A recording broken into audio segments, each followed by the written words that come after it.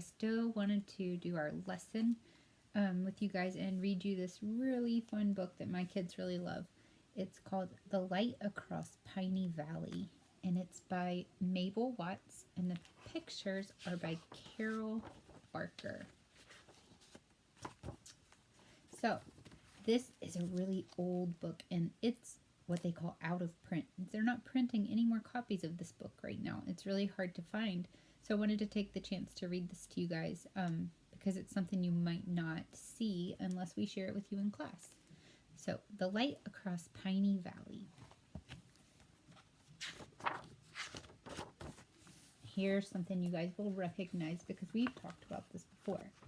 We've got the above ground animals migrating as the leaves are falling in the autumn. And we've got these little guys all underground hibernating in their burrows and dens. So that's pretty cool that they made an illustration just like our over and under. And here's a page of farm animals. They don't migrate and they don't hibernate. They're counting on their humans to look after them. There's our first page.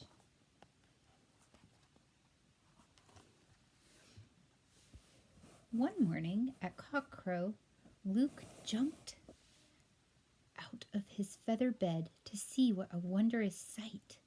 On the other side of Piney Valley, he saw a glowing golden light. Could be a bag of golden coins, Luke told himself. Could be a flutter of fireflies.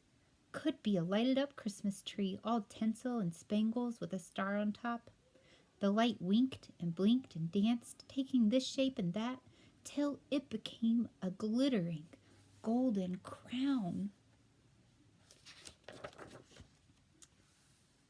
"'Tis fit for a queen," whispered Luke, "and I'll get it for my mother this very day."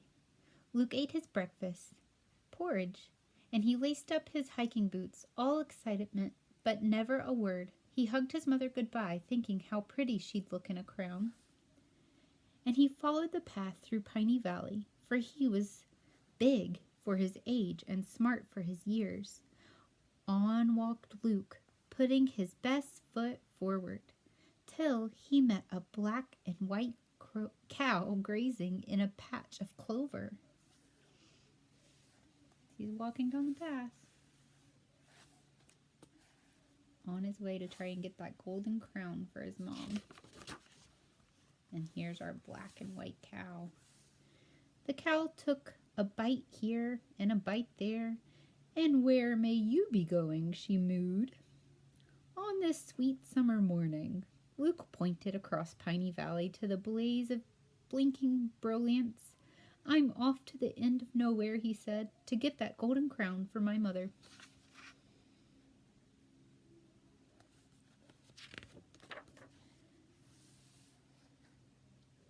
The cow gazed at the beautiful sight, her eyes big as chocolate drops. "All is not golden that glitters," she said. "It's a crock of yellow butter." "Like as not." "Could be," said Luke. "But crown or butter, let's find out together." "I'd be delighted," agreed the cow. So the boy and the cow walked along through the meadow. Butterflies fluttered, sparrows twittered, and field mice scampered, bees bumbled.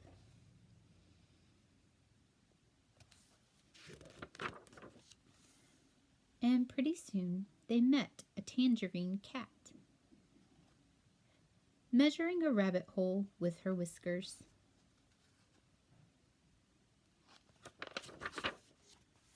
"And where may you be going on this enchanted day?" asked the cat.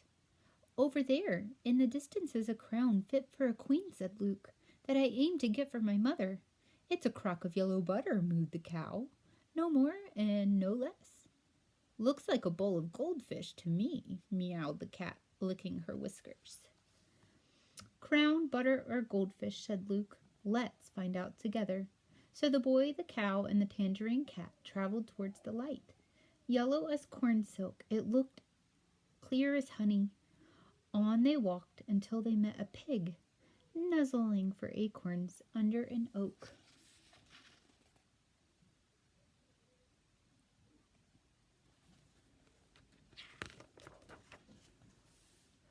What a procession, squealed the pig. Or is it a parade? And what brings you this way? The Golden Crown across Piney Valley, answered Luke. It's a crock of butter, corrected the cow. It's a bowl of goldfish, insisted the cat. No more and no less. You're wrong, all three, declared the pig. It's a gleaming golden eye.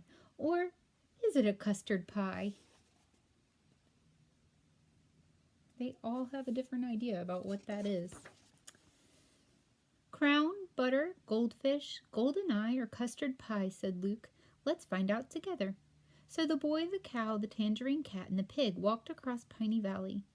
Luke ate wild strawberries, and he sucked honeysuckle blossoms for their honey.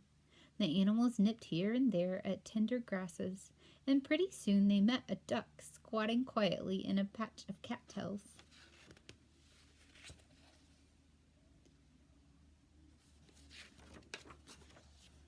Oh, look at the pretty duck. Oh dear, gobbled the duck. Now you've scared the beetle bugs away. Sorry, said Luke, but it isn't every day that one sees a golden crown waiting for the taking. Ew, little bugs. It's a crock of yellow butter, said the cow. You'll find out.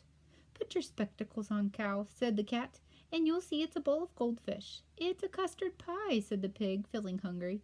Nothing more, nothing less. Things are not always what they seem to be, spluttered the duck. What I see is a basket of golden eggs.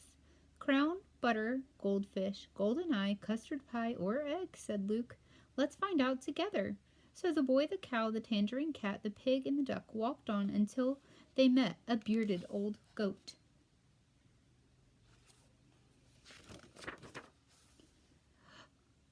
Where's the party? He asked. It's a treasure hunt, said Luke, and that golden crown over there is the treasure. Crown indeed, scoffed the goat. It's a Halloween pumpkin with a light inside. The other animals were drinking from a winding creek. For the moment they were too thirsty to argue.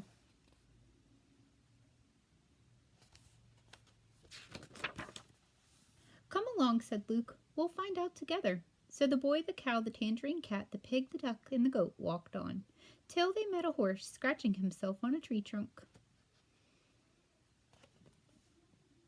What are you running away from? Asked the horse. We are not running away from anything, explained Luke. We're running toward that beautiful golden crown. It's a crock of butter, insisted the cow. I keep telling you. It's a bowl of goldfish, said the cat. Hurry, hurry. It's a delicious custard pie, said the pig, drooling. It's a basket of eggs, insisted the duck. It's a Halloween pumpkin, said the goat. No more, no less. Nay, nay, said the horse. It's a bed of yellow straw, or is it a bunch of yellow buttercups? Could be, said Luke. But be it a crown, butter, goldfish, golden eye, custard pie, eggs, Halloween pumpkin, straw, or buttercups, let's find out together.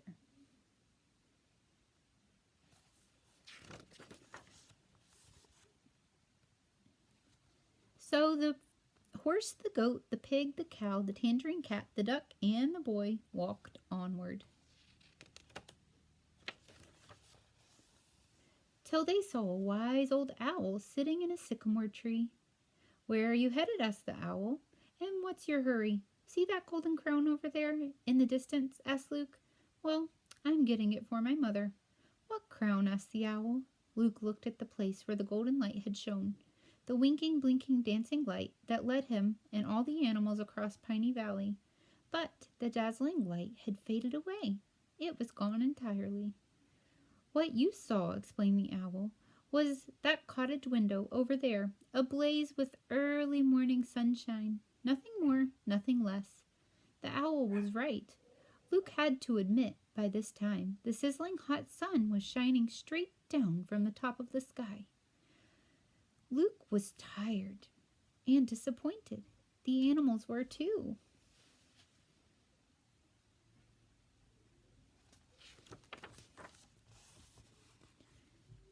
So they all stretched out under a shady tree and took a nap.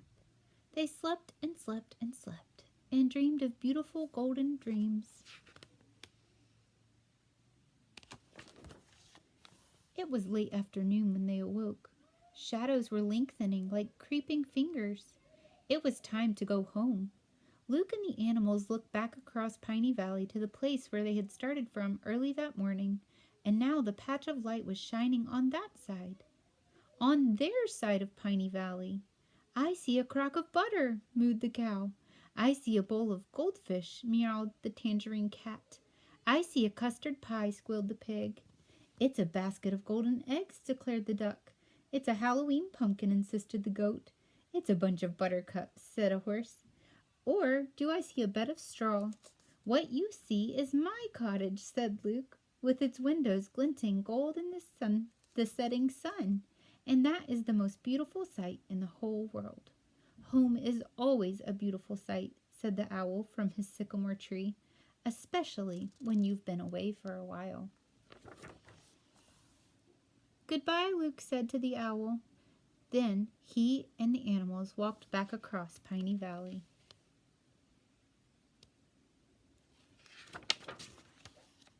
The cow went back to her field of clover, and the tangerine cat went on measuring with her whiskers.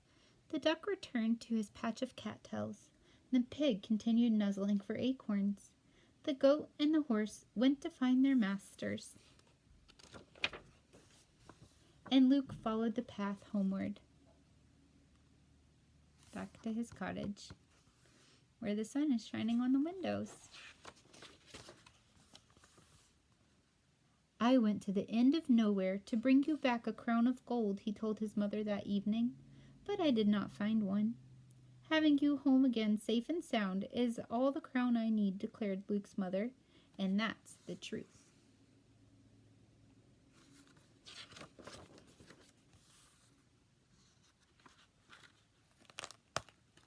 So that was our story this week, The Light Across Piney Valley.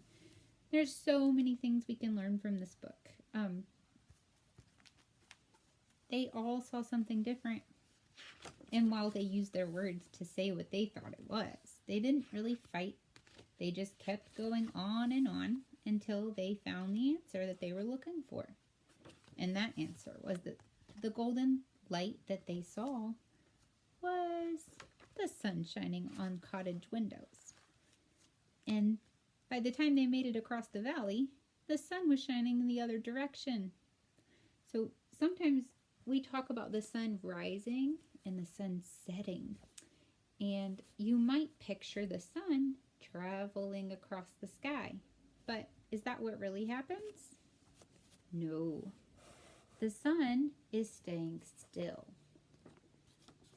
This is what I came up with for us to make this week, but we don't get to do it together, so hopefully some of you can try this out at home. So you have this clear paper, it's called a transparency. You have a piece of black paper in the background.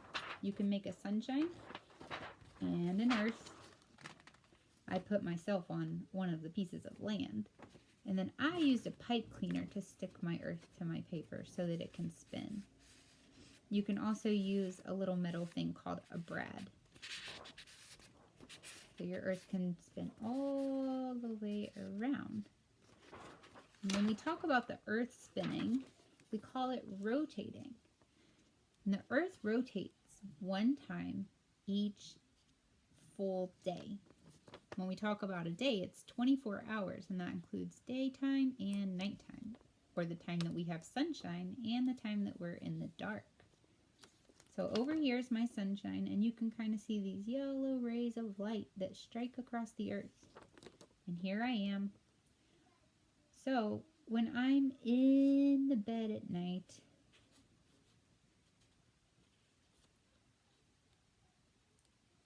I'm in the dark. So I'm sleeping, sleeping, sleeping in the dark. And then as nighttime happens, the earth keeps spinning until morning. So over here, people say the sun rises in the east and sets in the west. But what really happens is our earth spins into reach of the sun's rays. The part of Earth where we are spins into reach of the sun's rays. And throughout the day, we travel a little bit to where we're closer and closer and closer to the sun. So at noon, we feel like the sun is right over our heads and we're really warm. And then as our day keeps going on, we keep going and we feel like the sun sets on our west and we go back to bed. Now you guys know in Alaska, sometimes our days get really long because the sun's rays reach a little bit further because our Earth is tilted. But for the most part, we get our day and night because the sun is staying